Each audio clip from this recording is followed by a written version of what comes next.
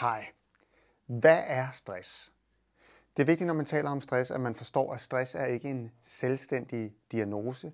Stress det er et udtryk for en belastning, der overstiger de ressourcer, man har, og som igennem længere tid kan være nedbrydende for vores mentale trivsel og for vores fysik. Altså man kan simpelthen blive syg af stress.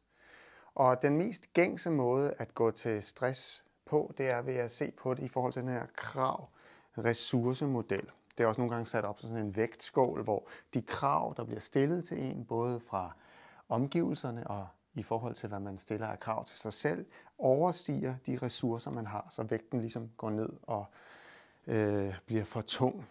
Men man kan også se det på den her måde, at hvis man har mange ressourcer, så skal man også stille store krav til en opgave.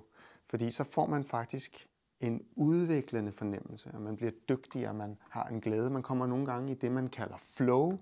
Csikszentmihalyi, som har skrevet om flow-teorien, han beskriver det her med, at tid og sted går i stå. Man laver ligesom bare sin opgave. Man tænker ikke over den, fordi de ressourcer, man har, bare kører automatiseret. Og det er ret fantastisk, når det sker. Det har vi alle sammen prøvet. Men rigtig mange af os har også prøvet, at kravene er for store i forhold til vores ressourcer. Og det er super stressende. Det kan også være sådan kedeligt, hvis man har alt for mange ressourcer, og kravene er for få. Så er det heller ikke udviklende. Det er enormt, hvad kan man sige, i virkeligheden også nedbrydende. Det kan også godt være stressende. Men det mest stressende, det er altså, hvis kravene er højere end ens ressourcer.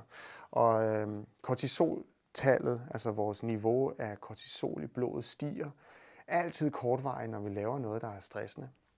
Det kan jo være stressende, for eksempel at skulle afholde en børnefødselsdag, men som regel så falder stressniveauet bagefter igen. Og derfor er stress ikke farlig, når det er kortvarigt. Stress er farlig, hvis det varer lang tid. Og så er det, at man skal tage det alvorligt. Så det er min beskrivelse på stress.